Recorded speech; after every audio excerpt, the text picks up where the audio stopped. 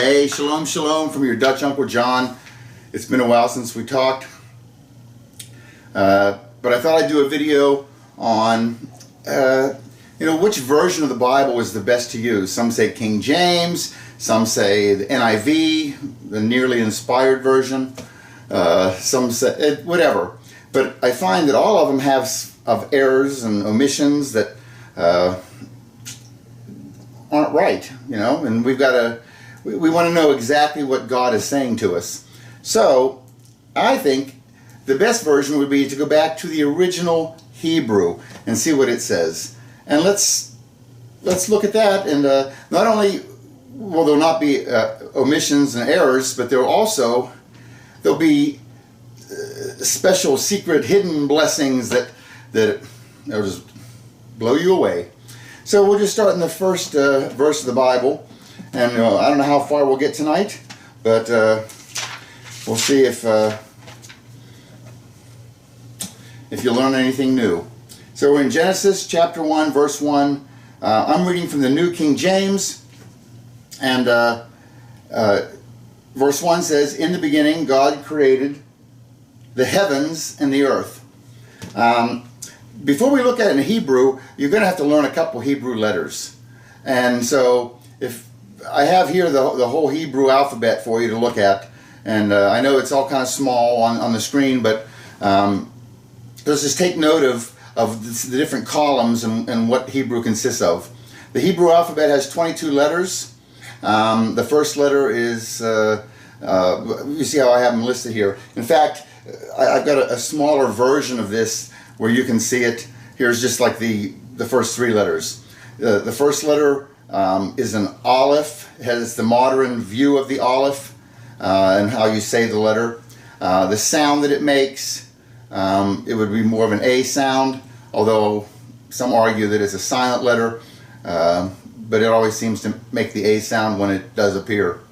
Then it has an ancient Hebrew, or the original Hebrew, Paleo Hebrew they call it.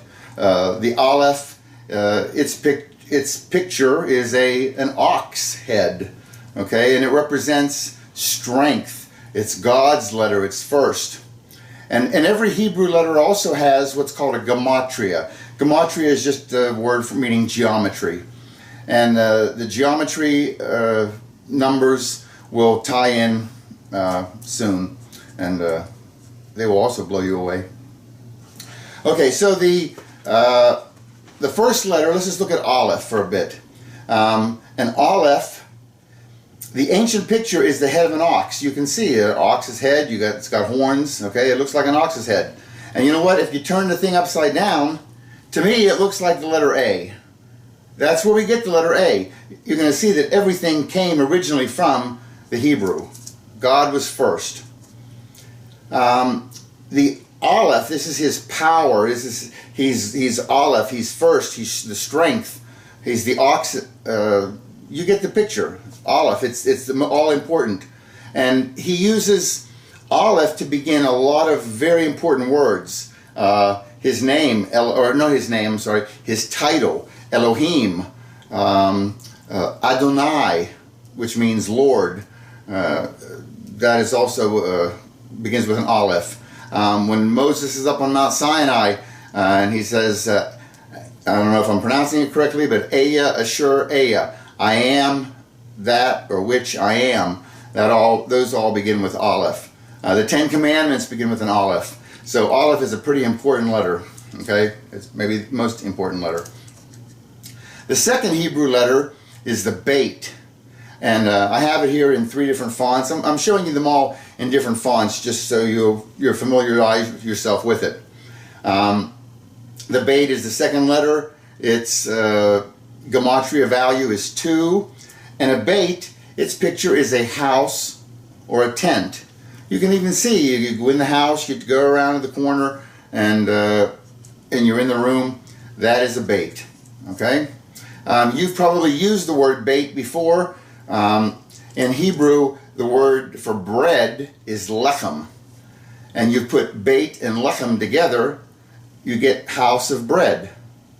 And you've used this word beit lechem. It's Bethlehem, house of bread. You know, it's funny, Jesus says, I am the bread of life, and where's he born? He's born in the house of bread. Pretty cool. Okay, so now you have two Hebrew letters. You have the Aleph, which is strength. You have the Beit, which is house. And now we're going to talk about our first Hebrew word. The first Hebrew word in a Hebrew dictionary is the word Aleph Beit. That's how it's spelled. It's pronounced Abba or Av.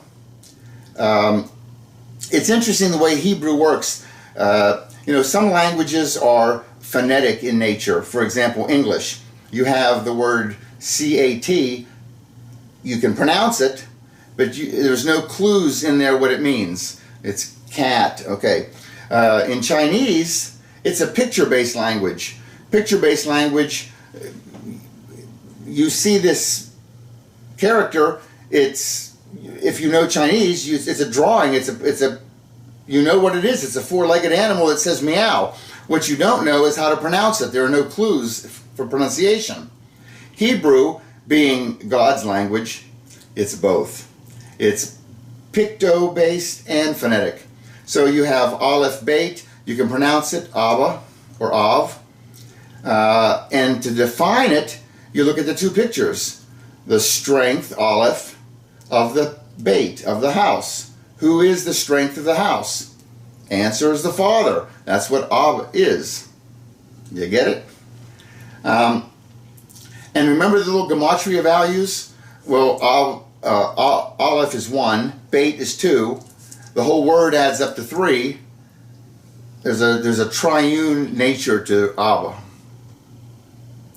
A new letter we're going to learn is the Resh. This is down near the end of the alphabet, and it's the R sound. You realize Hebrew reads right to left. We read left to right. You can see the Resh.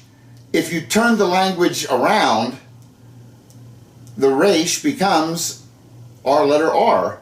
The modern Resh definitely becomes our modern lowercase r, and the uppercase R is the old paleo head picture. You turn that around, that looks like an R. Yes? And Resh represents head. Okay? So now we're going to look at a new Hebrew word, because we have two new letters. We have the Beit, which Beit was house or tent. By the way, if you spin that Beit 90 degrees, I can see it's the letter B. It comes from there. You know, God was first on everything. The Aleph was upside down A. The B is a spun. Okay, the Resh is flipped over. You'll see that all these letters that we have, God was first on all of them. So, Beit Resh, you can pronounce it. It's bar. Okay, and its definition is where you have a house and you have head. The head of the house. Who is the head of the house? Now, you might say the Father, but the Father is the strength of the house. Remember, we're trying to get into God's kind of thinking. And so his thinking, the Beit Resh, the bar, the head of the house is the Son. And you know, you've heard the word bar before. A 13-year-old Jewish boy, he has his bar mitzvah. When you become bar mitzvah, you become bar, son, of the mitzvah, of the law. You have to start following the 613 laws that are in the Bible. Okay? So, we now have two words. We've learned bar and we've learned ab. Pretty cool. How easy. In the New Testament, remember whenever Jesus is taken before Pilate, and Pilate doesn't want to prosecute him, and he's trying to find a way for him to get off, and all of a sudden, he remembered. It's the Passover, and we have a tradition on the Passover that we can always release one prisoner. And so he asks the crowd, who do you want me to release? And of course the crowd all yells, free Barabbas, free Barabbas. They were prompted to do so. Well, that guy Barabbas, listen to his name, Bar-Abbas.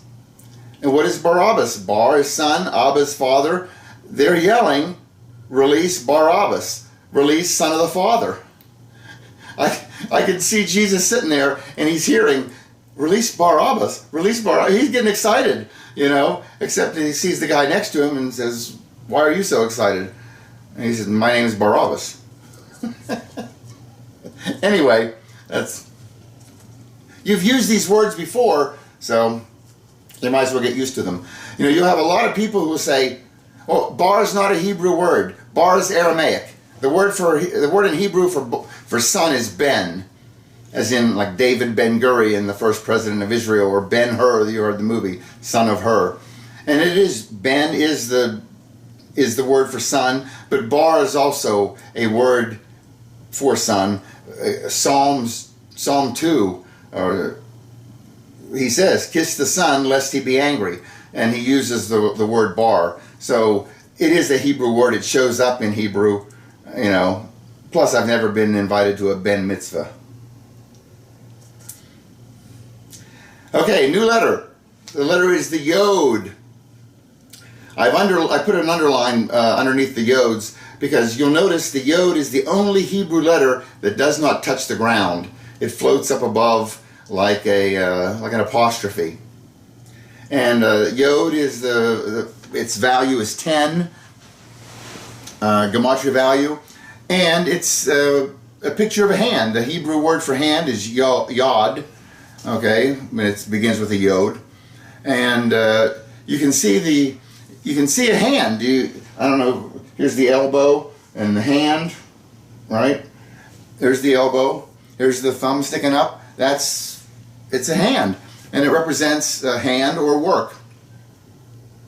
Our letter Y comes from that. It's pretty obvious to me that that's where that came from. So we got.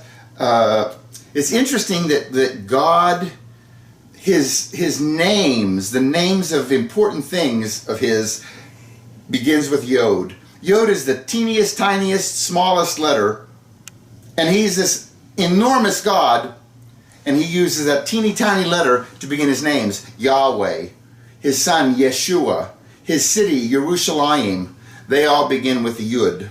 So just keep that in mind. It's kind of clever that he's done that.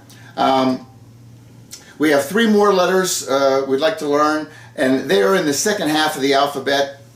And I don't know if you noticed the beginning, when the headline was the Hebrew Aleph Beit. Alphabet comes from Aleph Beit, the first 2 letters.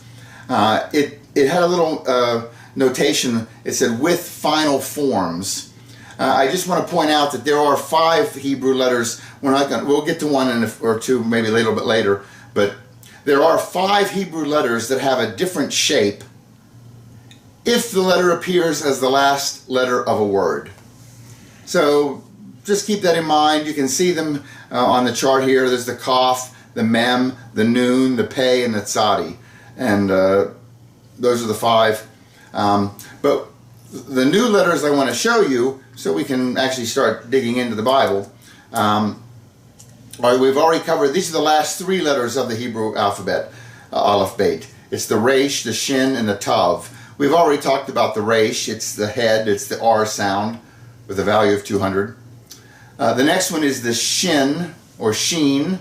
It makes the SH sound. It's 300 gematria. Its picture is 2 teeth. And teeth destroy. So anytime you see a sheen in a word, you're going to think destruction, okay?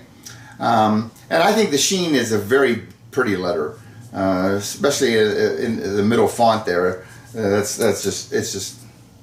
looks Hebrew, okay? And it's the S. Sometimes it makes the S sound too instead of the SH. So depending on the word. And the very last letter of the Hebrew alphabet is the Tav, okay? And the Tav represents a covenant, okay? It's the letter T. In the old days, if 2 people made a covenant, one would put his mark, the other would put his mark. You had cross marks, you've made a deal. If you turn it, it becomes a T. That's where we get the letter T, Tav. Okay, and it represents a covenant.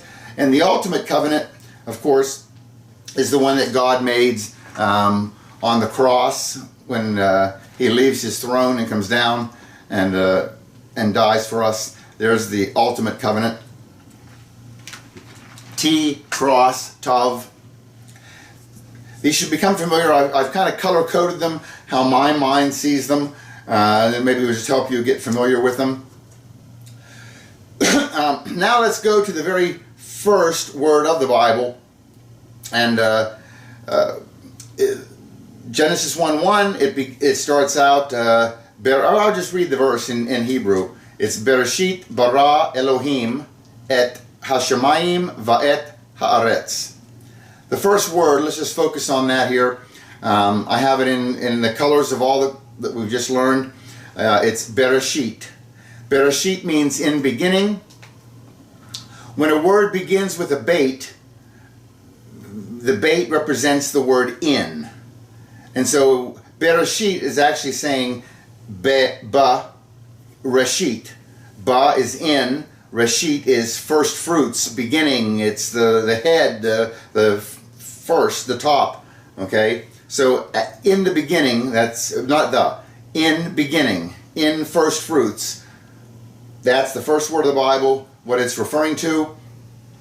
If you look at the 6 letters that it makes up, you have a bait. Well, that's interesting. That's interesting here. We'll talk about it in a little bit, but he begins the Bible with a bait. He's Aleph, he's God Almighty, but he begins the Bible with the second letter, a bait. And he begins it with an enlarged bait. You will see that the bait is a little bit bigger than all the others. There are a handful, more than a handful, a couple dozen, either enlarged or smaller letters throughout the Bible in the original language. Why they're that way, most of them have reasons, and you can figure them out as you study it. But it's interesting that God would have told Moses, okay, make that B bigger, make that Vav smaller, and they did, and they've carried that on all this time. Okay, so the first letter is bait, the second letter is resh, which is the head. So the first 2 letters, bait, resh, spell bar, which we know means sun, right? And the third letter is an aleph. Beit, resh, aleph, sun, aleph. That was God's letter. So the first 3 letters spell Son of God. Coincidence? No, I don't think so. By the way, there's no biblical Hebrew word for coincidence. So everything that you're seeing here tonight is going to be not a coincidence, it's a fingerprint. And you will know the difference, because there is a difference between a coincidence and a fingerprint. You're going to see some of this stuff. No, God did this on purpose. By the way, the letter bait, just by itself, is the abbreviation for son in Hebrew. Whether you use ben or bar, bait is the abbreviation for son. So everything's kind of pointing to bait, son. Notice, what is a bait? The bait was the house. It's the beginning. It's when this is the house that God wants to come and live in. And Yeshua is that house. He is the bait that God wanted to come and live in. Okay? So the first 3 letters, beit, resh, aleph, Son of God. Then we have a shin, and that is destruction. Followed by a yud, hand. Followed by a tav, cross. The first word of the Bible. Am I seeing this? Are you seeing this? It says the Son of God destroyed with his hand on the cross. That's pretty amazing, I think. You know, it's just right in your face. There's a verse in Isaiah, chapter 46, 9 and 10. You hear it quoted all the time. I am God, there is no other. I am God, there is none like me. Declaring the end from the beginning. People always say, you know, do you take the Bible literally? A lot of times I do. You know, yeah, they always bring up, Dad, it says God has feathers. Yeah, you know what, I take the Bible? I take the Bible seriously. And there are times when you know to take it literally. And here's one of them. It says, he declares the end from the beginning. The first word of the Bible is in beginning, and it is in the beginning. And he declares that the Son of God is destroyed with his hand on the cross. He's declaring the end from the beginning. That's what I'm saying. Another thing that you'll see in Bereshit is a picture of the Abrahamic covenant. I don't know if you remember, this is Genesis 15. In fact, Genesis 15:6. This is where God had promised Abraham. He said, your descendants, Abraham's an old man. Abraham, your descendants are going to be so numerous you won't be able to count them. They're going to be like, I don't know if it was the stars in the sky. Okay? So there's this promise that he made, and it said, and he, Abraham believed God, and God credited it to him, counted it as righteousness. So Abraham is declared righteous by what means? He believed God. That's it.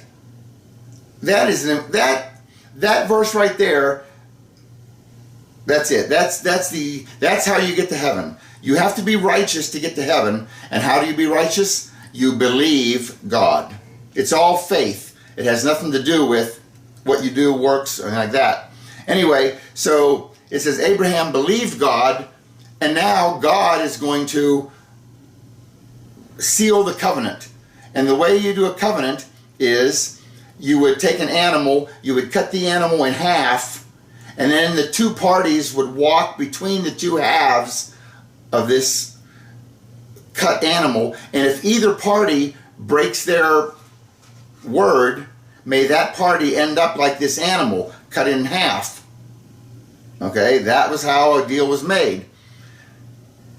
So what God does is he makes this promise to Abraham, and then it says he took an ox, a sheep, and what else? There was a third. I forget what it is. He takes 3 animals and 2 birds. He cuts the animals in half and puts the 2 birds. So God himself then, as a flaming torch or a burning oven, he walked between these animals. He put Abraham to sleep. Abram, he hadn't changed his name yet. He put Abram to sleep. Abram was not in on this covenant in terms of if Abram breaks his part of the deal, he didn't have any part of the deal. God is making his promise to Abram, and God is walking as a flaming torch, okay? And the word for flame or fire in Hebrew is Aish. You can see it's an aleph, it's the blue aleph and the black sheen. By the way, that's the word for fire. What's Aish? Aleph is strong. What's sheen or shin? It's destruction. What is aleph sheen? The ultimate strength, strong destruction. Fire. Fire destroys everything. So you can even see, define the word Aish, and I'm sure that's where we get the word ash from, comes from Aish. Remember, God was first on everything. And the word covenant is brit, okay? A lot of times you'll hear, you've heard of a bris. A bris is where they do the circumcision, okay? For some reason, there are Jews who, they take the T sound on the end and put an S sound. I'm wondering if that's why bris is actually from brit, okay? A brit is a bris, could be. But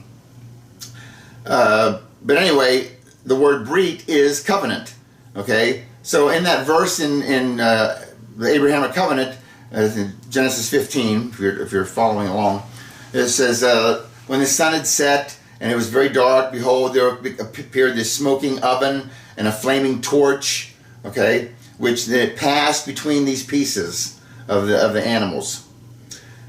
And it says, on that day, Yahweh, the Lord, Yahweh, Yud-He, Vav-He, God, that's his name, he made a brit, he made a covenant with Abram, saying, to your descendants I've given this land.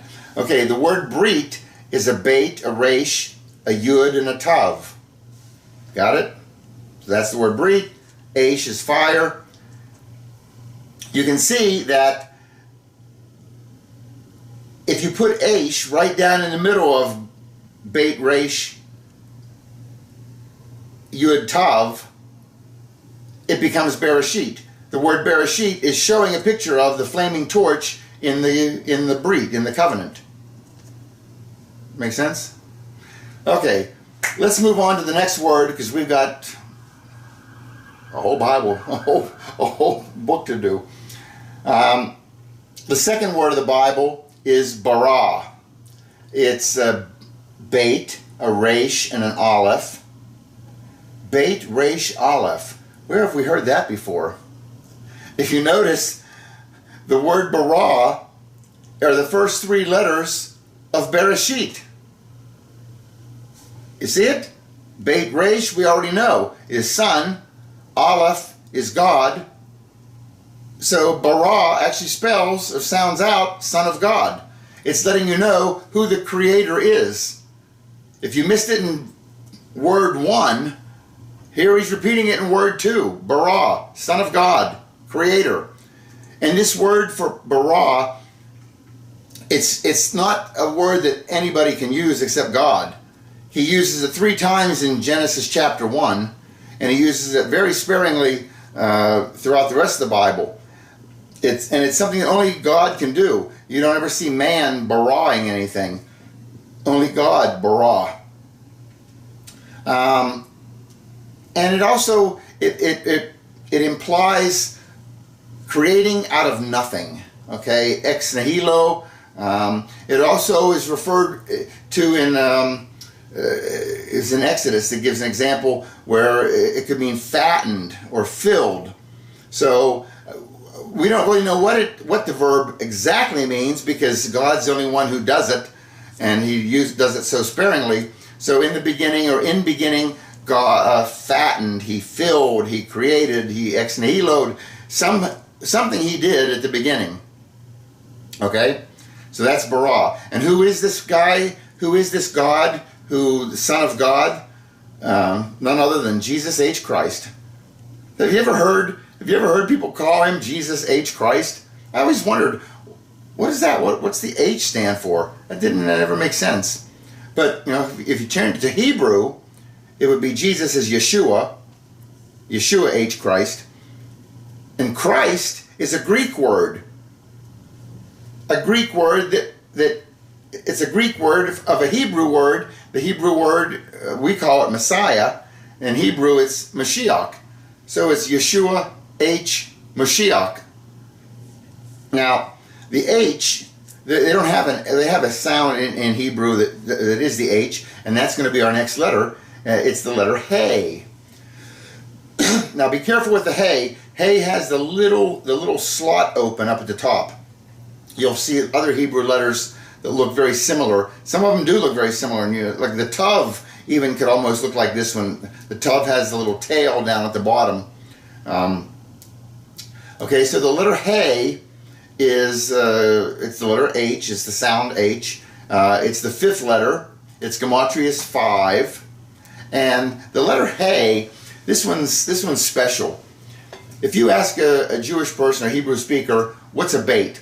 Boom, house. They just rattle it off. What's yod? Hand. Yod, hand. They just all shin, tooth. It just is. If you ask them what Hey is, Hey, it's his breath. No, his essence. It's this was one that you just can't define.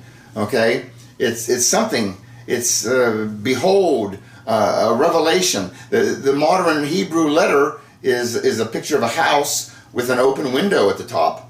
Okay, expecting blessings to come pouring in, and the Paleo Hebrew is a man with his hands up in the air, praising. Behold, hey, hey, hey. That's what a hey is. All right. You'll see hey. Oh, and by the way, hey, if it's behold, that means something is coming after it. And it's used as the word the. That's what the word the does. If I said, today I ate the what?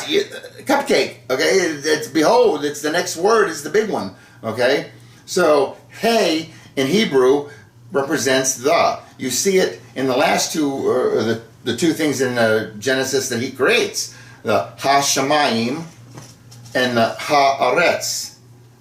When you say Ha-Shamayim, the Ha is the, Shamayim is sky waters, which is heavens. When you say Ha-Aretz, the Hey, Ha, at the first, that's the black Hey, that's the. Aretz is actually land or earth. Got it? Good.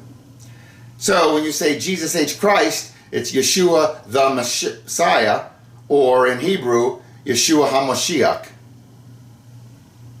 Jesus the Messiah. A new letter, because we're trying to get to the third word, and the new letter we need is a Lamed. Okay? A Lamed is the 12th letter, I believe, in the Hebrew alphabet, and it's got a value of 30. It's you can see the ancient, you can see where we get the letter L from. It's not a stretch. And it represents a shepherd's crook, and if you are holding the shepherd's crook, you have the authority. Okay, you'll see a king's holding a scepter. That's the Lamed. Got it? And he's wearing a crown. A crown, that's the horns on the Aleph. Okay? Make sense? There's your Lamed, and the next letter is the Mem. Now Mem is one of these letters that has the final form. You can see there's two of them. We're reading, remember, right to left. The one in the parentheses would be the final form Mem. Okay? And so if it begins the word, or if it's somewhere in the word, you use the first mem. If it's the last letter of the word, you use the one in the parentheses. Mem is the zigzagged lines. You can very easily see where we get a letter M from. Mem represents water, and water represents chaos. It's always moving. Okay, so Mem, got it? Now we can go to the third word. It's the way the Bible's read so far. Bereshit bara Elohim. The third word of the Bible is Elohim. This is God's title. Okay? It's we've covered all 5 of these letters so far.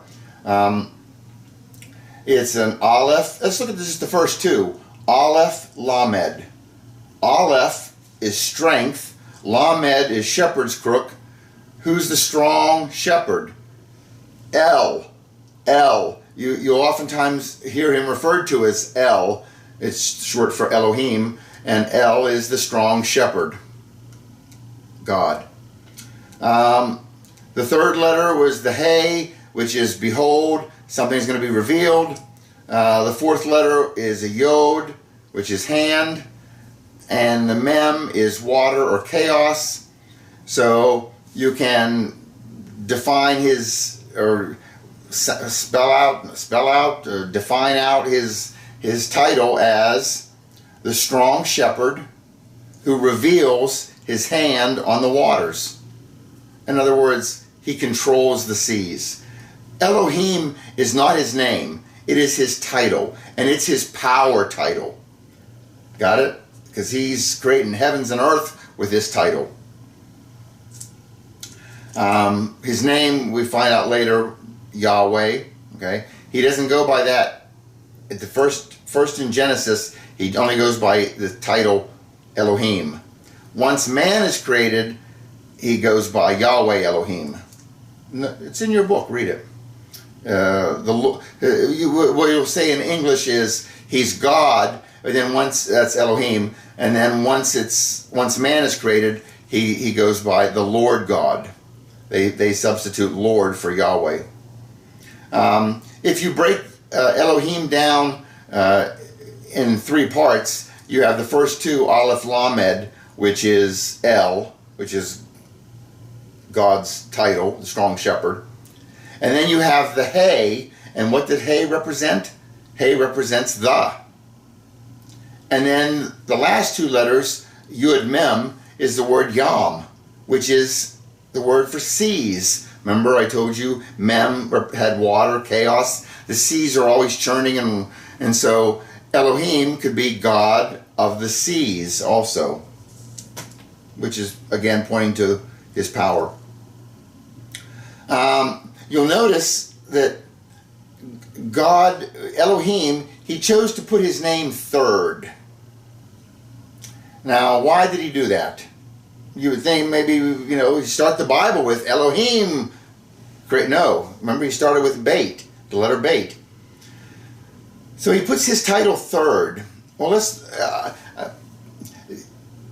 there is a Trinity aspect that he's going to weave through this story, and you need to be looking for it, because he is a Trinity, and that's what we're discussing today. But there is this triune nature which you're going to see, and to show you an example of where he puts these threes in here. Look at the if you have a perfect triangle, okay, and you want to make a perfect triangle with dots, you would have to have a certain number of dots to make a perfect triangle, and these are called perfect triangle numbers. For example, 3 is a perfect triangle number. You can make a perfect triangle with 3 dots. If you want to make a bigger perfect triangle, the next size bigger, you would need 6 dots, because you would take the 3 and you'd put 3 across the bottom and make 6. If you're a bowler, then you'll know the next perfect triangle going up is a 10, right? You add 4 to the bottom row. You always add the next number to the bottom row. So if we added 4 to that row, we're going to add 5 to the next row. It gets 15. The next is 21, 28, 36, 45, 55. These are all perfect triangle numbers. That's how many dots you need to make a perfect triangle. Well, if you take the word Elohim, and remember we talked about the gematria values, and we've mentioned them, but let's go ahead and put them in. Aleph is 1, Lamed was 30, Hey is 5, Yud is 10, and Mem is 40. If you take the first 3 letters of Elohim's name, Aleph, Lamed, Hey, that's 1, 30, and 5, it adds up to 36, which happens to be a perfect triangle number.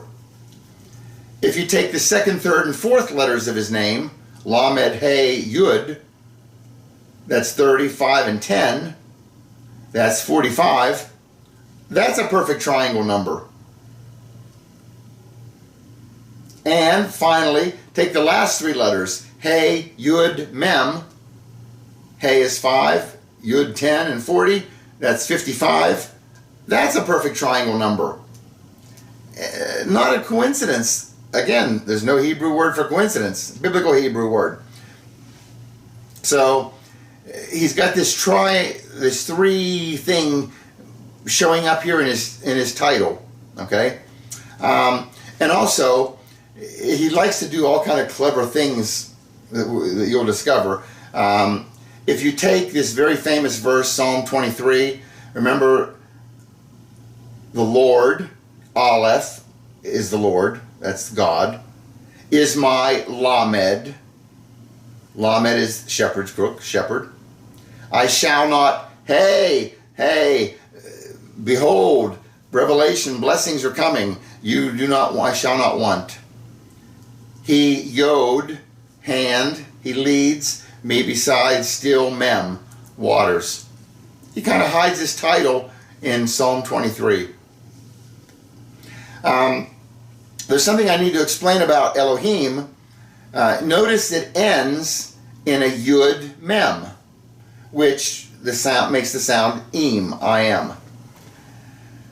In Hebrew, if it's a masculine word, masculine words end in I am or Yud Mem. You've probably heard them, some of them yourself. A cherub. A cherub is an angel, right? Whenever God kicked Adam and Eve out of the garden, he said he posted cherubim with flaming swords to guard the way to the tree of knowledge, of good, tree of life. So cherubim, it ends in I am. It's a masculine plural Okay, you also hear with the seraph a seraph is one of the angels that are around the throne singing holy, holy, holy. Notice they sing holy, holy, holy. There's the three again, as Isaiah talks about them singing holy, holy, holy. And in Revelation it talks about it as well. So a seraph is one of those angels. The seraphim would be plural of these angels. Okay, you also maybe heard the word goy. A goy is a Gentile. The goyim are the Gentiles. And here we see God chooses for his title not Eloha, which happens to be, I think, the word for Pharaoh in Hebrew, but Elohim. He chooses a title that's plural. Again, a hint to his triune nature. We're going to see lots of these hints popping up. And a couple words that you'll discover that end in the Yud Mem, plural, that aren't necessarily you would think of as plural. The word water, mayim, water. Remember, we have to get in God's way of thinking. You know, I wonder why the Jews are so successful, because they have Hebrew and it's God's perfect language, and you have that. That's a big head start. So we want to be thinking in God's language. If water is mayim, water is plural in his thinking. The word heavens, hashamayim. Remember, the ha is the, shamayim is actually sky waters. Shamayim, you hear the word mayim in there, sky waters. Okay? And by the way, how many translations in English, Genesis starts out, in the beginning God created the heaven and the earth. If your version says heaven, you're way off. It's definitely heavens, hashamayim. Keep that in mind. Another word is panayim, which is face, and which is actually kind of faces. We never just have one face. You have, at any one time, it's always moving, changing. You have faces. Okay? And another one that's really cool is chaim. Chaim is the word for life, but it's plural. Whenever God breathes into Adam's nostrils, he doesn't breathe chai. He doesn't breathe one life in there. He breathes chaim, lives, into Adam's nostrils.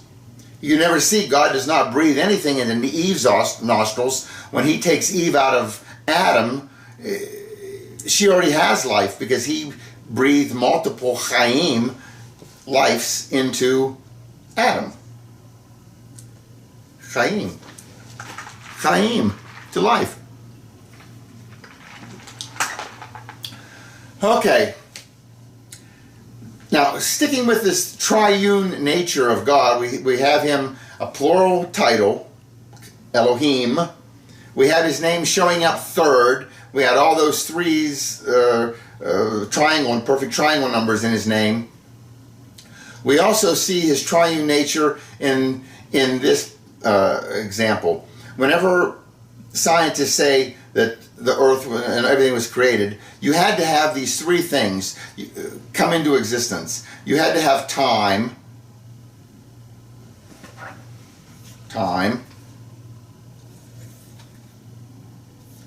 You have to have space.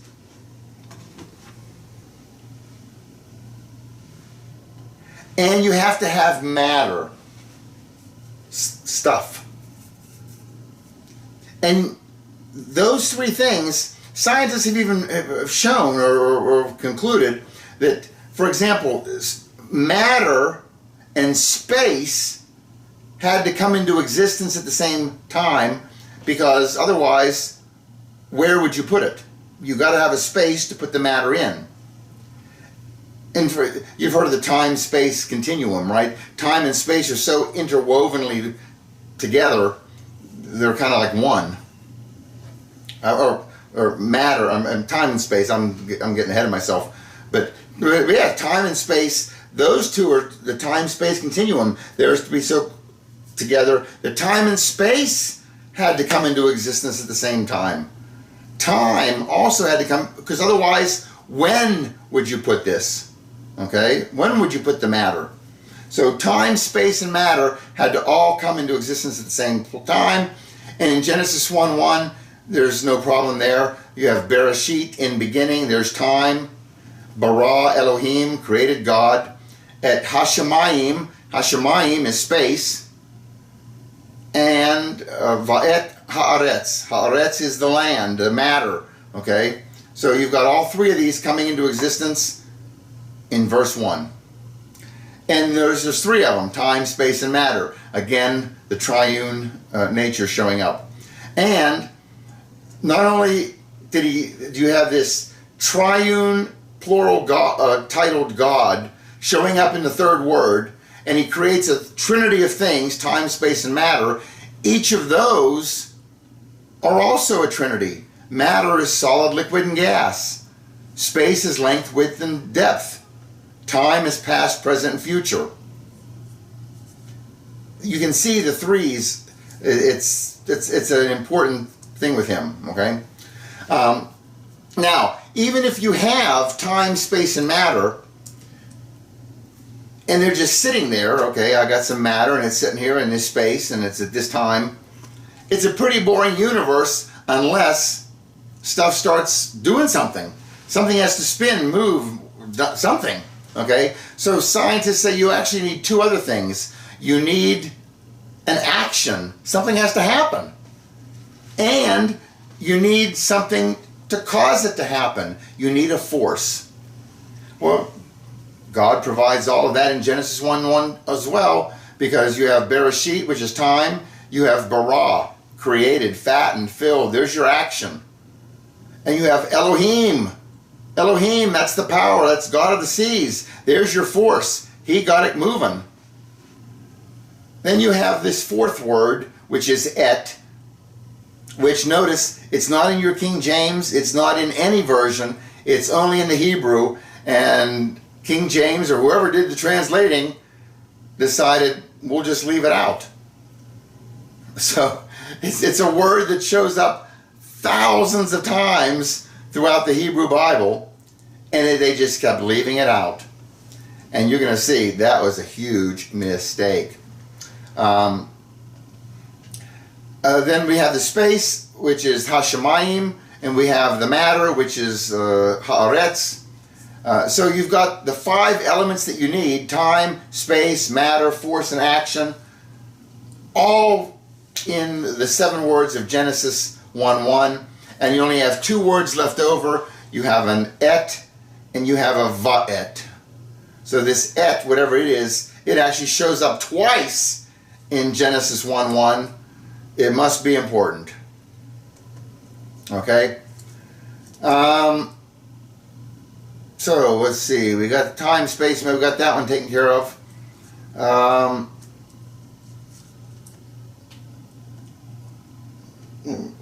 Oh, sorry. Okay, what goes next? We're going to, this et. Notice, let's talk about it. It's the 4th word. The et, it sits in the middle of the verse. It's 2 letters. It's an aleph and a tav. Notice, aleph, we already know, is strong, strength. It's God's letter is aleph. And tav, we said, was the covenant or a cross. So the letters for aleph tav is God on the cross. Wow. I don't know how that's going to apply here, but that's a pretty bold word if that's what God on the cross. Notice where aleph sits in the sentence. It sits at the right hand of Elohim. Well, there's another big clue, because throughout the Brit Hadashah, throughout the New Testament and the Old Testament, it talks about the Messiah. The Old Testament talks about the Messiah, how he sits at the right hand of God. And Jesus, after he's crucified, he goes and he sits at the right hand of God. And here you have a little word, aleph tav, and it's sitting at the right hand of God, and its pictures represent God on the cross. Now, let me tell you what the word, this et, actually means in Hebrew. If you ask a Jewish speaker, what is et? They'll tell you, it's untranslatable. There's no definition for it. You say, okay, well, let's take it out of the sentence. No, you can't take it out of the sentence. If you take it out of the sentence, it doesn't make any sense. So you can go round and round. Take it out. I can't take it out. Well, what does it mean? It doesn't have a meaning. Well, then take it out. No, drive you crazy. So here's what it actually does in Hebrew. The et, okay, this is the English part of the lesson. An et points to the direct object of the verb. So anytime you have a verb in Hebrew here, and you need to point to the direct object of that verb, here the verb is bara, created, or fattened, or filled, whatever it is. So what was created? The only way in Hebrew you know is you look at what is the word that follows et. And et is pointing back to that verb. Whatever follows et is the direct object of that verb. So here in this verse, Bereshit bara, bara is your verb, Elohim, he's the one doing the creating. What did he create? Et hashamayim, whatever followed et, so hashamayim, the shamayim, heavens. And then va'et haaretz, there's another et. The vav, we'll learn soon, means and there's another et, so that means something else got created. Whatever followed that is going to be the direct object, another direct object of the verb. So it's haaretz, the aretz, land. Got it? That's the technical reason, the technical thing for et. Okay, but it's just also a coincidence that it sits at the right hand of God, and it's God on the cross. Right? There is another thing about et. Aleph is the first letter of the Hebrew alphabet. Tav is the last letter of the Hebrew alphabet. So Aleph Tav is the first and the last. Revelation 3 times, Jesus calls himself the Alpha and Omega. The New Testament Revelation is in Greek. Alpha is Aleph. Omega is the last letter. Alpha is the first. Alpha is the first. Omega is the last in Greek. And they correspond with Alpha is Aleph. Omega is Tav. If you're saying I'm the Alpha and Omega, that's what you'd say in Greek. If you're saying it in English, you'd say I am the A and the Z. If you're saying in Hebrew, it's I am the Aleph and the Tav. If you're talking about if you're mentioning the first and the last letter of an alphabet, you're talking about you are the alpha, you are the whole, you are the whole word. The whole word of God is made up of this 22-letter alphabet, and you are it. And in the New Testament, we have Yeshua saying he claims to be the Word of God, right? And he is the Word of God, the incarnate Word of God. Okay? And you see that the whole verse has a heptadic structure. Heptadic meaning based on 7, okay? And this Aleph Tav sits right in the middle. It's the servant candle, the shamash candle they call it, and that's right in the middle. He's the light, the center light, the Aleph Tav, sitting at the right hand of God, God on the cross, the first and the last, the Alpha and Omega. There's your et. Very nice. Okay. Okay, next word. After et, you get Hashamayim. Remember, that's the, Shamayim is literally sky waters. You hear the word Mayim, waters. But we can translate it as the heavens. Inside that word, Hashamayim, notice it ends in Yud Mem. Yud is hand, Mem is water. But the other 3 letters, the first 3 letters, It's a He, Shin, Mem. If you look at those 3 letters backwards, it spells Mem, Shin, He, which is Moshe, which is the word for Moses, Moshe. And because it's spelled backwards in the word, it's actually a picture of, remember Moses? This is in chapter 2 of Exodus. Pharaoh's daughter is down by the river. They had to throw all the babies into the river, right? And so Moses' mother puts him in a basket and floats him in the river, in the Nile. And Pharaoh's daughter finds him and takes him out. And she names him Moshe. And she said, why? Because I drew him out of the water. In the word Hashemayim, you see a picture of Moshe and a hand drawing Moshe up out of the water, which is cool. In Bereshit, he had a hidden picture of the Abrahamic covenant, the fire in the covenant, the Brit. And here you have a picture of Moses being pulled out of the river by Pharaoh's daughter. Okay, our next letter is a Vav. The Vav is the 6th letter. Sometimes it makes the V sound. It can double as an O sound or a W. Sometimes it's a U. You know, there are no vowels in Hebrew. They're all consonants, but some act like vowels at times. And this one, the Vav, look, it's the V-O-W-U, it's the vowel. It's almost a vowel, just by the letters that it can represent. Its picture is a nail or a hook. Okay, it's ancient picture. And the word Vav actually means nail in Hebrew. Hey Joe, throw me a Vav. Look out, a nail's coming. If you want more than one, throw me some Vavim. It ends in I-M. Nails are coming at you. You got it? Nail. Vav. It looks like a nail.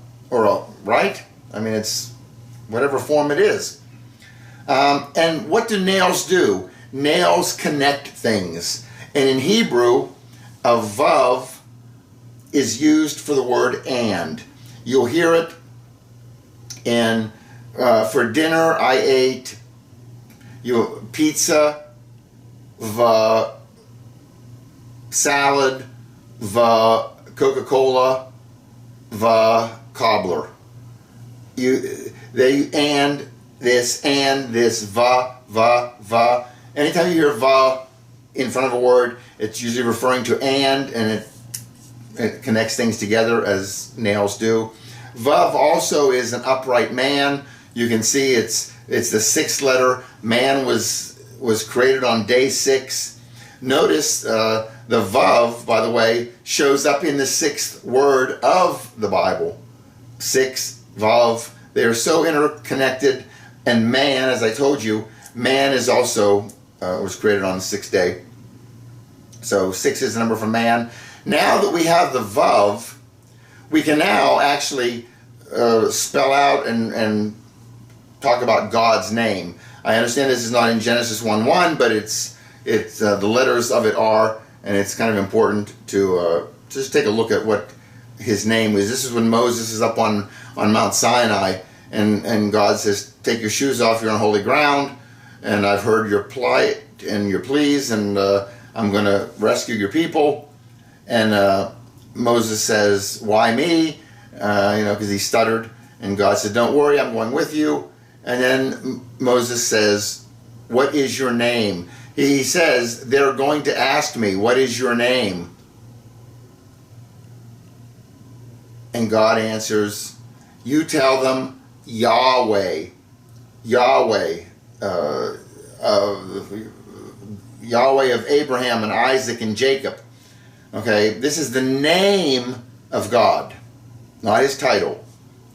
Some people pronounce it Yahweh, Yahweh, Jehovah. When it went to the Latin, they started inserting J's, Jehovah. Okay, that's how we get Jerusalem, because they turned the Yerushalayim, they turned the Yud to a J. Yeshua became Jesus, the J again. Let's stick with the Yud, shall we? So his title is Elohim. His name is Yahweh. If you look at the pictures, a Yud is a hand. A Hey is something is going to be revealed. A Vav is a nail. And another Hey is another revelation. So Yahweh actually is the hand reveals, the nail reveals. Who's that?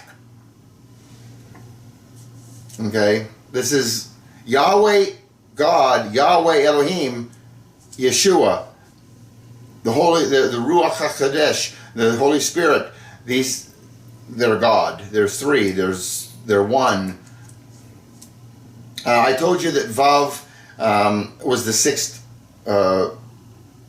letter of the Bible, and it showed up in the sixth word, and it represents man.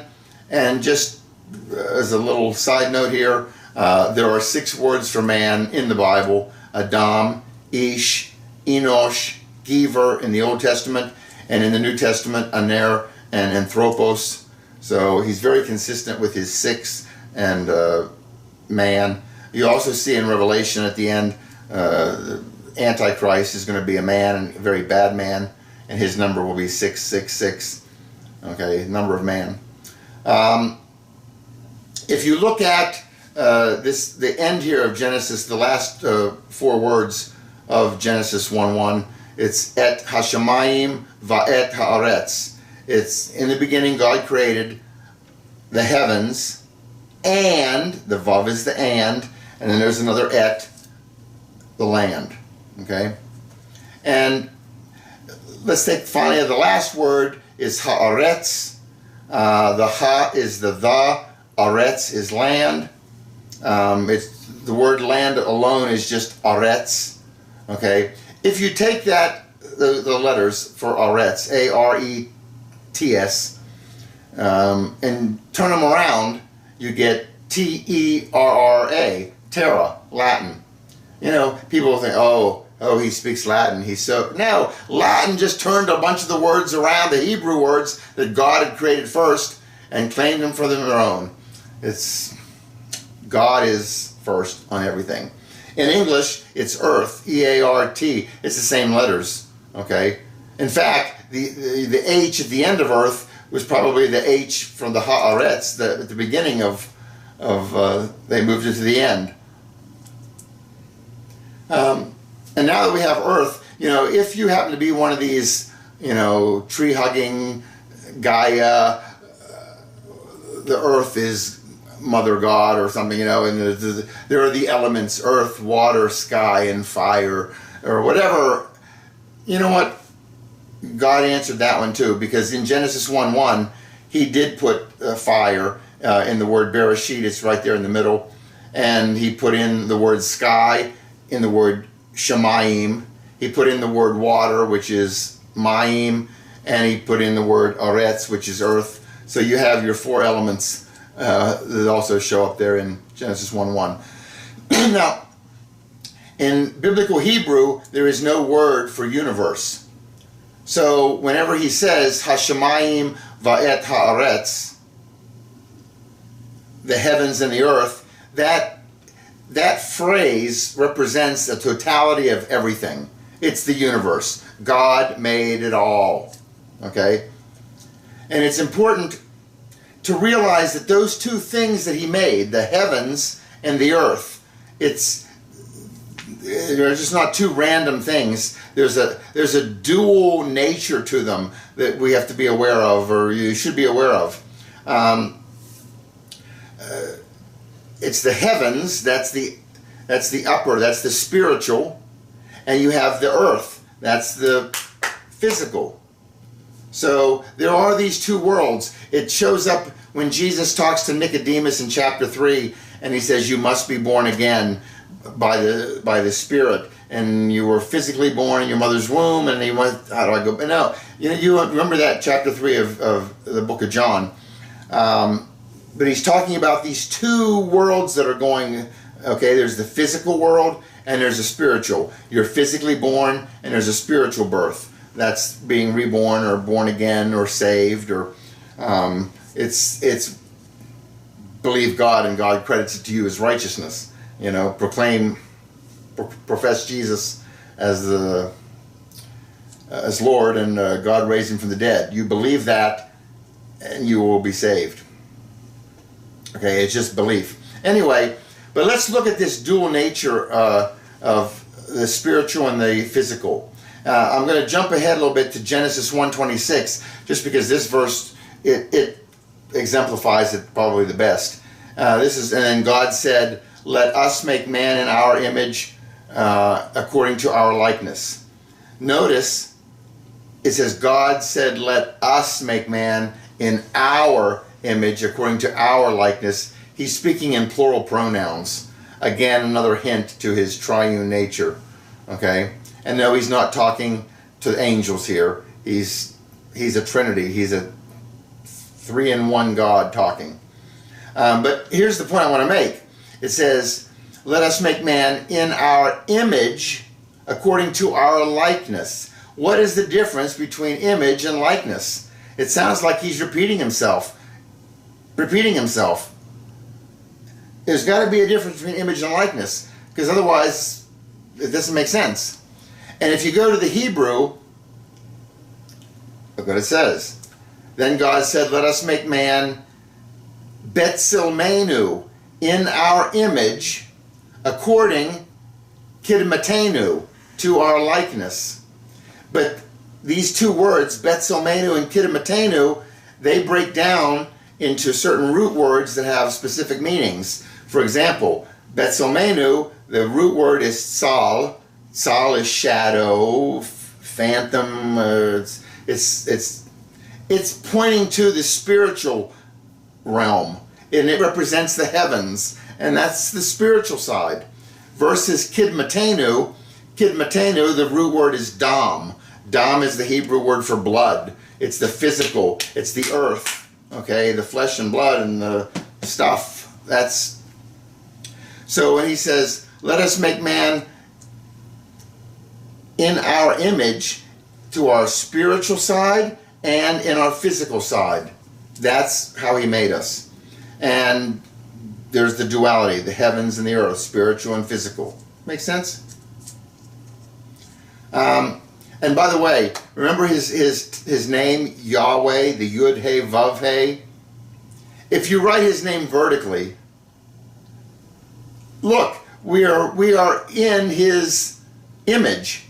The word Yahweh, written vertically, is the Yud is the head, and you have the He is 2 arms, and then you have a Vav as the body, and then you have another He, which is 2 legs. We are formed in the shape of his name. And you can also look at it as 2 of his letters, the Yud and the Vav. The Yud is hand, and the Vav is nail. You can't get anything more physical than driving an iron nail through a flesh hand. There's the physical side. And the other 2 letters are He and He, and that's the one that they have trouble defining. It's the spiritual. It's the one you just can't put your finger on. Okay, so those 2 do show up in his name as well.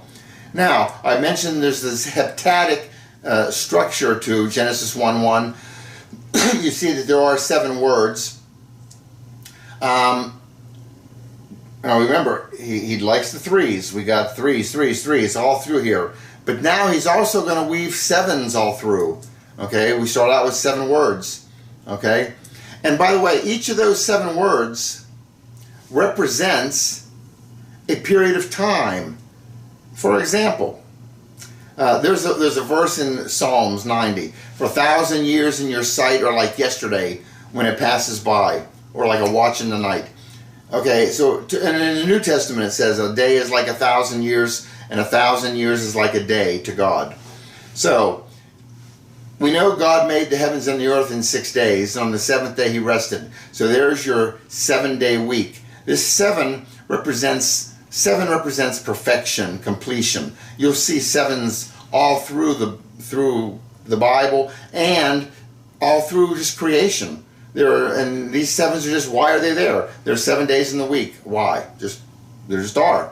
There's 7 colors in the rainbow. There's 7 notes on the music scale. There's 7 holes in your head. These are not coincidences. These are fingerprints that he's left showing his completion, his perfection. Okay? And so he also does this in Genesis 1, verse 1. He puts 7 words. And if each word represents a 1,000-year period, let's see how they correspond. The first word, Bereshit, in beginning. That's the first 1,000 years. The second word, bara, if it's fattened or filled, what happened in the second 1,000 years? He flooded the earth. We're down to 8 people. Noah, his wife, 3 sons, and their wives. He's got to fatten and fill the earth. He's got a bara in the second 1,000 years. In the third 1,000 years, Elohim shows up and makes a covenant with Moses and chooses a people. And in the 4,000 years, at the end of the 4,000 years, who shows up but Aleph Tav, God on the cross, Yeshua, Jesus. He shows up then.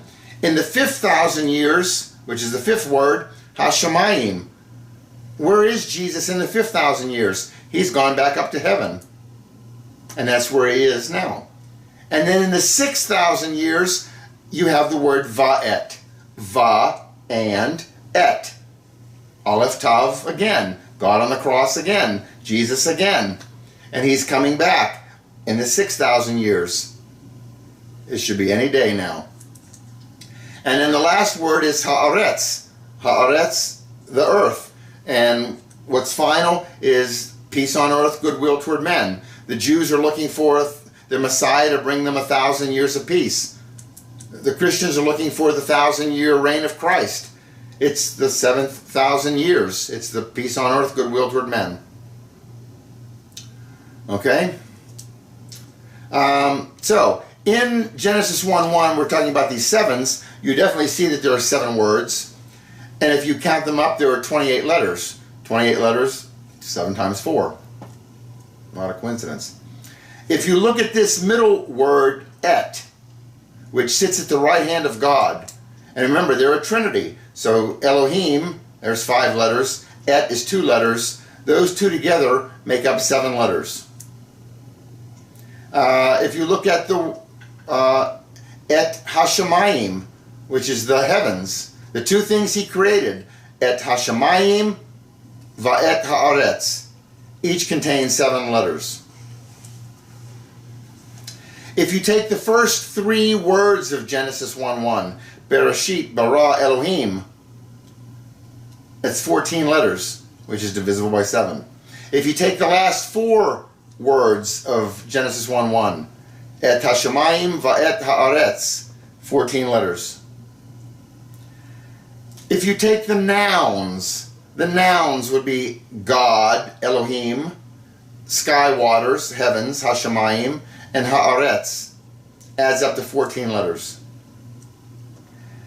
If you take the gematria values, remember those little gematria values? Let's stick them in here. Elohim adds up to 86. Hashemayim is 395. Haaretz is 296. It adds up to 777, which is 7 times 111, which again is pointing to his Trinity, big time. If you take the gematria of the first letter of the first word and the first letter of the last word, that's Bereshit is a bait, Haaretz is a hay, 5, 2 and 5 is 7. Take the last letter of the first word, take the last letter of the last word, that's Tav and Sadi, 490, which is 7 times 70. If you take the first and last letters of all 7 words, it adds up to 1,393. which is 7 times 199. We could go on and on and on of all the sevens. In God's name alone, remember I just got done telling you, the gematria of Elohim is 86 for his title. Not his name, his title. 8 and 6, if you take the digits of 86, 8 and 6 are 14, divisible by 7. If you take all the digits of the gematria values, 4 and 0 is 40, so 40 is 4 and 0, 10 is 1 and 0, 5, 3 and 0 for 30 and 1, it adds up to 14, all the digits of his title. So my point is, he likes sevens. We could go on all night with just pointing out all the sevens he has hidden in there, but we shan't. But you got the point. He's this Trinity, 3, 3, 3, 3, 3, 3, 3, but he's also this 7, perfection, 7, 7, 7, 7, 7. They're all over the place. If we take the entire verse, Genesis 1:1, and we put in the gematria values, you see Bereshit adds up to 913, Bara is 203, Elohim 86, Et is 401, Hashemayim 395, Va'et 407, and Haaretz 296. The total, the sum of all the letters in Genesis 1:1, the sum of all 28 letters, is 2,701. And you would just probably imagine that 2,701 would also be divisible by 7. It's not. It must be divisible by 3, because he loves 7s, he loves 3. If it's not divisible by 7, it must be divisible by 3. Guess what? It's not. Now that's weird. Why would 2701, how could it not be divisible by 7 or 3? Everything is. But this one's not. Because not only does he love 7s and 3s, he likes something besides that. He likes 37s, believe it or not. There's a verse in Jeremiah, chapter 10, verse 12. It said, it is he, we're talking about God, it is he who made the earth by his power, who established the world by his wisdom, and by his understanding he stretched out the heavens. The word for wisdom in Hebrew is chakma. There's some letters here we haven't seen, but I have them on the screen here. And I wanted to show you the ordinate values versus the gematria values of this word chakma. Because it says he established the world by his chakma. Let's see what chakma is in the Hebrew. Chakma is made up of 4 letters, a chet. The chet is the 8th letter. When I say ordinate values, it's just, where does it show up in the alphabet? Chet is the 8th letter. The next letter is a kaf. The kaf is the 11th letter in the Hebrew alphabet. Mem is 13, and He is 5. If you just look at the place values, the ordinate values of chakma, it turns out to add up to 37. If you plug in the gematria values for chakma, well now, Het is still 8. It's the 8th letter, and its gematria is 8. Kaf now, though, its gematria becomes 20. And its Mem, its gematria is 40. And then the He is 5. Gematria is the same as its ordinate value. So the gematria value of chakma adds up to 73. So you have if you add it one way, it's 37. If you add it the other way, you get 73. If you multiply them together, remember, it's by his wisdom he established the world. If you multiply 37 times 73, you get 2701, which is that total of Genesis 1:1. These gematria values, by the way, the Jews actually used letters for numbers. The gematria is 1 through 10. If you want 5 of something, you say, give me He. He is 5. If you want 2, give me Beit. Beit is 2.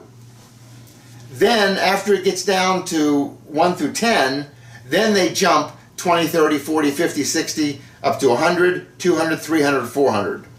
So if you want 325, 300 is Shin, 20 is Kaf, 5 is He, Shin Kaf He, 325. Got it? That's how the gematria values, they actually use them for numbers. Another interesting thing here with this, we like his 3s and his 7s, is you all seen a Star of David. And just like we were doing with those triangle numbers, where it takes a certain number of dots to make a perfect triangle, to be a perfect triangle number, like 3, 6, 10, 15. The same applies for Stars of David. The smallest Star of David that you can make, you have to have 13 dots. It's your 3 and 1, 1 and 3, 1, 3, 13. Okay, you'll see a Star of David with 13 dots on the back of a US dollar bill. Find it, it's there. So 13 is the minimum number. You can't make a Star of David with 12, you can't make it with 14, you gotta have 13. If you want to make a bigger Star of David, you're going to need more dots. And there's a specific number, and it's going to be 37 dots. 37 makes a perfect Star of David. The next number bigger than that is 73 dots. This is not a coincidence, folks. The one beyond that, I think, is 121. There are some other numbers in there. One that's further down, you need 337. 337 dots will make a nice big Star of David. There's your 337s. How does he do this? You know? How do you not believe the Bible when it's just loaded with these kind of things?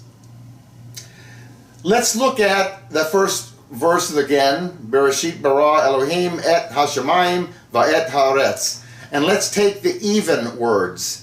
The even words are bara, 203, et, 401, and va'et, 407. Just the even words add up to 1011, which is 3 times, coincidentally, 3 times, not coincidentally, 3 times 337. 337, we know, is a perfect Star of David number. So with just the gematria of the even words, we have enough dots to make 3 Stars of David, each of 337 dots.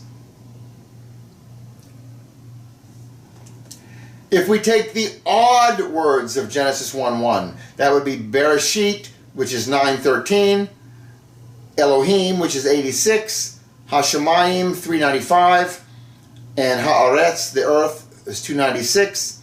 Add the odd words together, it comes out to 1,690, which is 10 times 169. 169 dots, that will make a perfect hexagram, perfectly symmetrical. And if 169 makes one perfect hexagram, then 1690 will make 10 of them. Make sense? That's the odd words of Genesis 1:1 can be represented like this. If you put the evens and the odds together, it's going to represent something like this. You have your Trinity, Father, Son, Spirit. I put the blue Father on top because he's up in the heavens. I have the red Son coming down to earth. I have the gold Holy Spirit being sent forth out. You'll see it's symmetrical. This beautiful, beautiful representation of Genesis 1:1, it's symmetrical on 3 different axes. You can fold it over onto itself. That's just beautiful. Love it.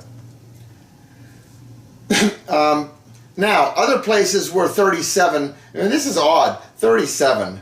37 is a prime number. Right? You don't do much with 37. But God, oh my goodness, he loves 3s, he loves 7s, and then 37s he goes crazy with. For example, the word haaretz, the earth, 296 was its total. 296 happens to be a multiple of 37. 37 times 8 is 296.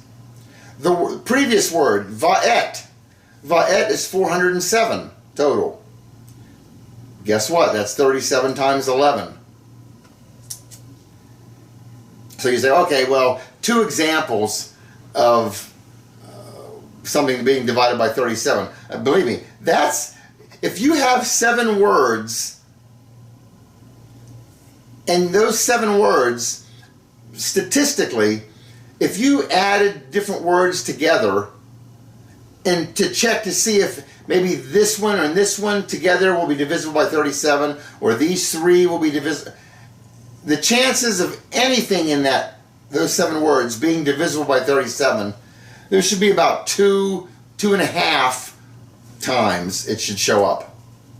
Here we have 2 in 2 words. Haaretz is divisible by 37, and va'et is divisible by 37. If you'd like some more examples, here's 7 more. You can see the word Hashemayim and Elohim, 395 and 86, together add up to 37 times 13. I'm not going to go through all of them. I'll leave it on the screen for a minute. You can pause it and see it. But here, you know, Haaretz and Va'et, 296 and 407 is 37 times 19. So we had those 2 examples, and here's 7 more. And if that's not enough for you, here's 9 more examples of combinations of Genesis 1:1 words that are divisible by 37. It's mind-boggling that all of this would work out like this. And if you still need more examples, here's 5 more. And they go all the way up through and including all 7 words, which is the final example there.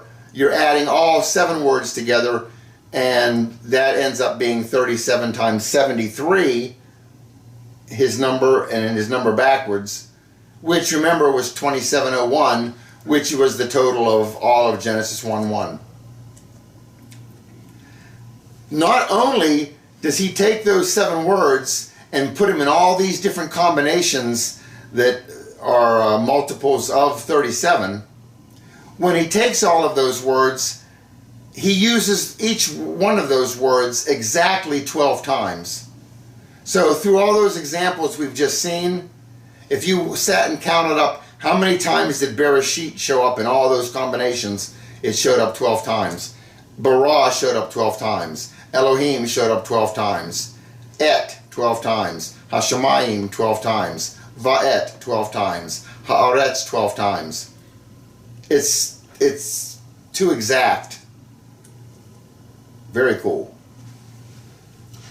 Let's go back and look at, I mentioned this at the beginning. Why did God begin the Bible with a bait? Why didn't he begin with Aleph? If that's God's letter, he's out front, he's big. No, he began with a bait.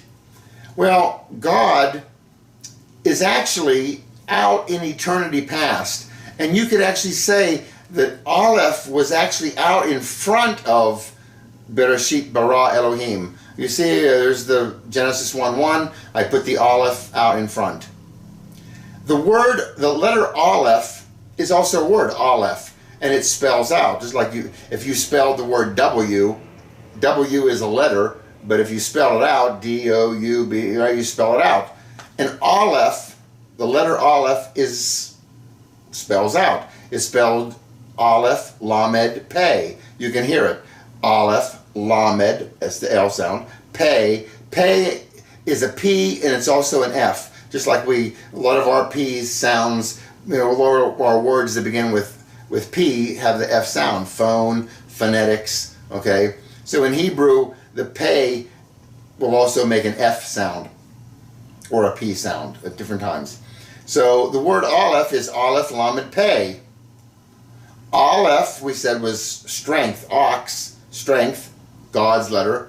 Lamed is the shepherd's crook, shepherd. So you have the first 2, Aleph, Lamed, that's L, that's God. And Pei, its picture is Pei, its ancient picture is a representation of a mouth. So when you have Aleph sitting out in front in eternity past, Aleph, you have Aleph, Lamed, Pei. El, Pei. El is God, Pei, mouth. From the mouth of God. So from the mouth of God comes Bereshit bara Elohim et Hashemayim va'et haaretz. The Aleph sitting out front. You also notice the placement of his Alephs in Genesis 1:1. They show up 6 times. In the first word, it's the third letter. In the second word, it's the third letter. So Aleph shows up in the third letter as the third letter twice. Then Elohim, Aleph begins Elohim, and in the fourth word is et, Aleph begins et. So Aleph shows up first twice. And then at the end, you have va'et, Aleph is second, and haaretz, Aleph is second. So he shows up 3 in the third position twice, first position twice, second position twice. It's showing that Trinity, that they're all equal, okay?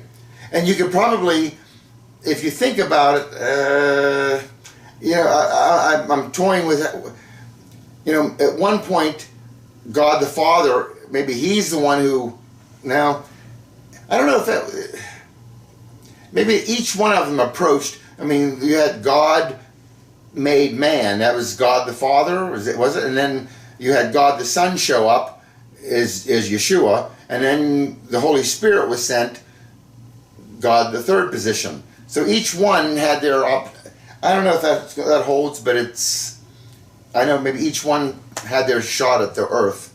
Okay. By the way, here's the gematria for Aleph. The Aleph is 1, the Lamed is 30, the Pei is 80. Notice the letter Pei, this is one of those with the final forms. So in this one, you use the one in the parentheses, the Pei in the parentheses. If you flip the alphabet around, that final form Pei is our letter P. Right, the one in parentheses, if you turn the alphabet around there, that's a P. And if you take the other Pei, it does look like a mouth. Okay?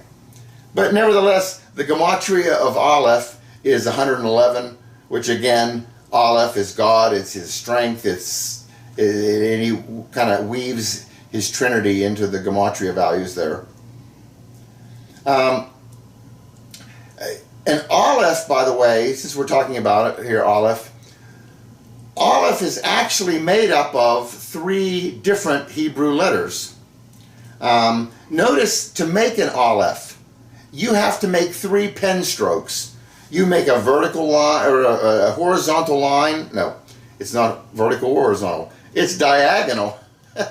You make a diagonal line, and then you lift your pen, and then you make the little top piece, and then you lift your pen, and you make the little bottom piece. Even to make the Aleph, there's the triune nature of it by having to make 3 pen strokes. Now, the 3 letters that make up an Aleph, check these out. You actually have 2 yuds and a vav.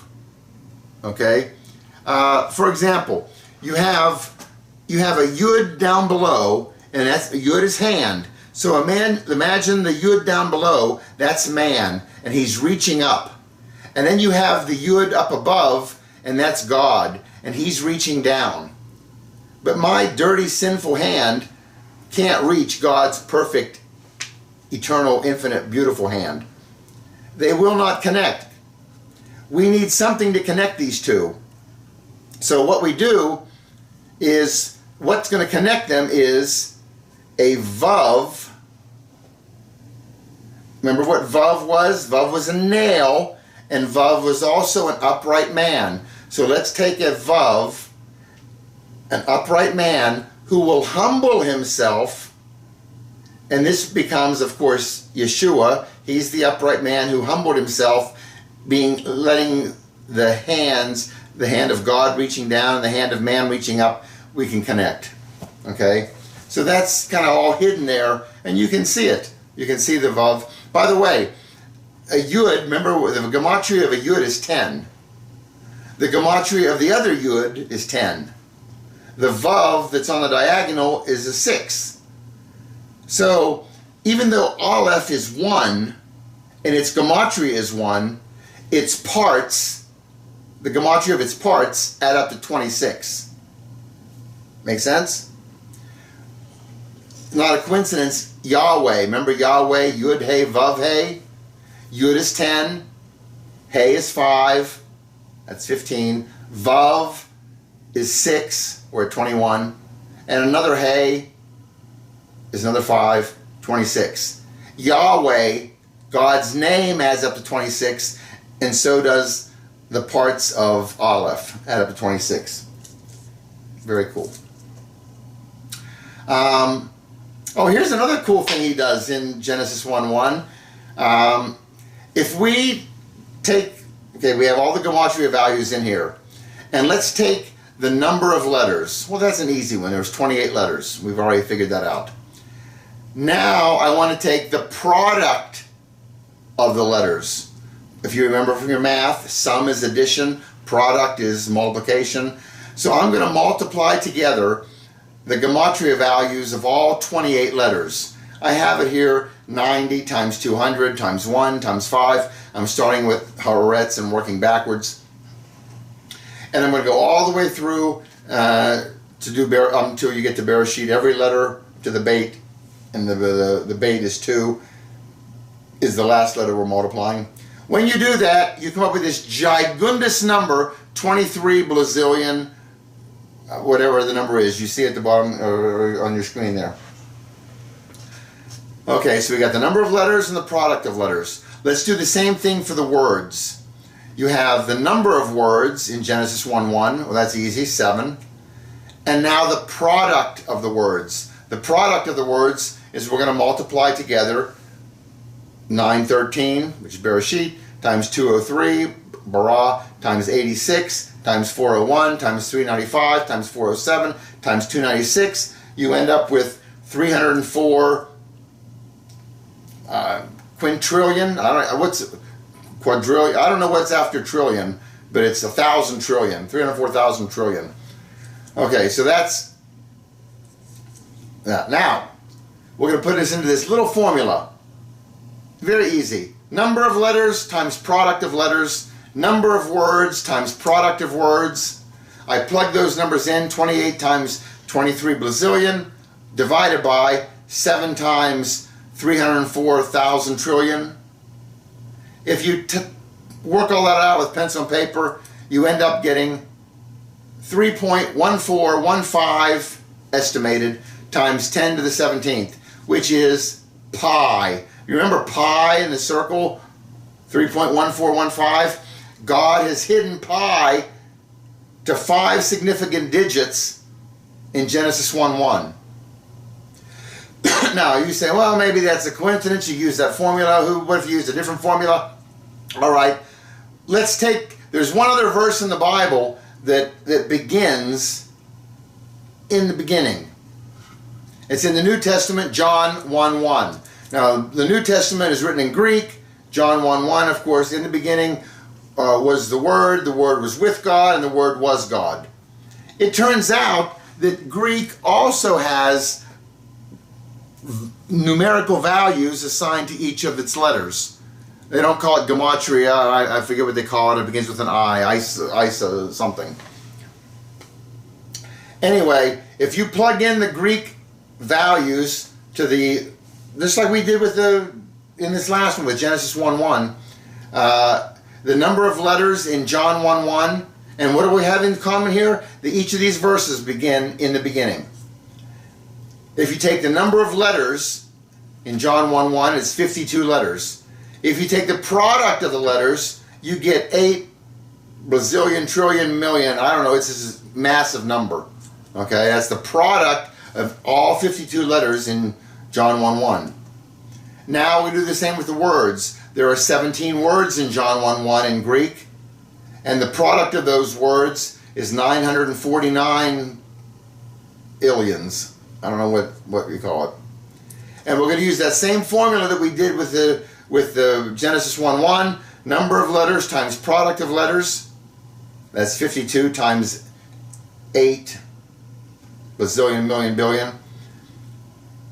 Divided by number of words times product of words. Number of words 17, product of words is 949 billions. It comes out to be 2.7183 estimated times 10 to the 40. And if you have any kind of math background at all, you will recognize that that is the natural logarithm to 5 significant digits. And that number is probably as famous as pi. To a mathematician, there are 2 irrational numbers that are just, they are. Pi is one of them, e they call it, or the natural logarithm is the other one. Both amazing numbers, and for those 2 numbers to show up, only the hand of God could have put it in there, woven it in. Now we've covered Genesis 1:1. I mean, we've talked about it every which way but backwards. I mean, he has something there, a fingerprint. So let's look at it backwards. Before we read it backwards, I want to look at this verse in Deuteronomy 18. Deuteronomy 18:18, God is telling Moses, he says, I will raise up a prophet. God is actually telling Moses to tell the people this, that I will raise up a prophet from among their countrymen like you, Moses. So this is a messianic prophecy. This is letting them know how to know the Messiah when he comes. He's going to be a prophet from among their countrymen, which means he's going to be Jewish, and he's going to be like you, Moses. So all we have to do is let's look to see who shows up that is a prophet, he's Jewish, and he's the most like Moses. Well, I'm going to tell you right now, it's Jesus. Yeshua, I mean, you had Moses, all the babies are thrown in the river or killed, under 2 years of age, the males. In Jesus' time, you had King Herod, had all the babies under 2 years of age killed in Bethlehem. It's that same parallel you have with Moses. He's betrayed, or he's betrayed by his own people. Jesus, he's betrayed by his own people. I mean, it goes on and on and on. You could just do study after just hours of study on the comparisons and parallels between Moses and Jesus. Jesus is that prophet from among their countrymen, most like Moses. But nevertheless, that's what the Jews were supposed to be looking for. The prophet from among their countrymen who is most like Moses. So if you take Genesis 1:1, which we've been looking at over and over and over again here, and I write it backwards. So what I'm going to do is there it is forwards, and then here it is backwards, okay? And the color coding just helps it out there. Now, when I write it backwards, I'm going to re-parse it. Parsing is just, where do you put the spaces? So I'm going to change the spaces between the words. When I do that, you end up, and remember, we're reading right to left. You have the first 3 letters we ignore for now, and then here's the purple hay. Hay is behold. Behold, something's going to be revealed. The next word is twin or match. The next word is Moshe, Moses. It's written backwards in Genesis 1:1. We saw it when we looked at Hashemayim, and Pharaoh's daughter was pulling Moshe out of the water with her hand. Then you have the word twin or match again, and then you have the word Yah. Yah being short for Yahweh. That is one of his names, Yah. He goes by Yahweh and he goes by Yah. It's like his title. He's Elohim and he's El. So Genesis 1:1 backwards, there's a phrase in there, behold, this is my match, this is my twin. Behold my match, Moses, a match of Yah. Amazing. And now finally, look, Yeah, how many times have you read Genesis 1:1 and you just zip right past it, thinking, okay, in the beginning God created heavens and the earth? But there's so much more if you look at it in the Hebrew. Agreed? Anyway, let's just one last thing here. The first verse of the Bible, we already said, was Bereshit bara Elohim et hashamayim va'et haaretz. The first word of the Bible is Bereshit. The first letter of the Bible is Beit. You got it? That's the first.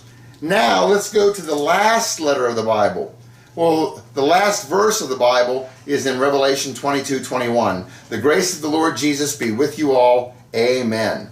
The last word of the Bible is in Greek, and it's Amen. And the last letter of the Bible is the last letter of the word Amen, which in Greek is the Greek letter Nu. In English, it's the N. In Hebrew, it's the Nun. But it's the N sound. Okay? So if you take the first and last, the first is Aleph, the last is to remember. Jesus said, I am the Alpha and Omega. I am the first and the last. The Aleph and the Tav, it's the Et. The first and the last letters of the Bible is a Beit and a Nun. It spells Ben, which is sun. The whole book is about the sun. If you take the first letter and the second letter, Beit Resh, it's Bar, sun. If you take the first letter and the last letter, it's Beit Nun, Ben. It's the sun, the sun, the sun. That's what this book is about, the Son of God. Anyway, to God be the glory. I hope hopefully next time we can move on to verse 2 and see what's packed in there. But God bless you so much for watching. To God be the glory, to God be the honor, to God be the praise. And let me tell you, the rapture is coming. Get ready, folks. See you soon. God bless.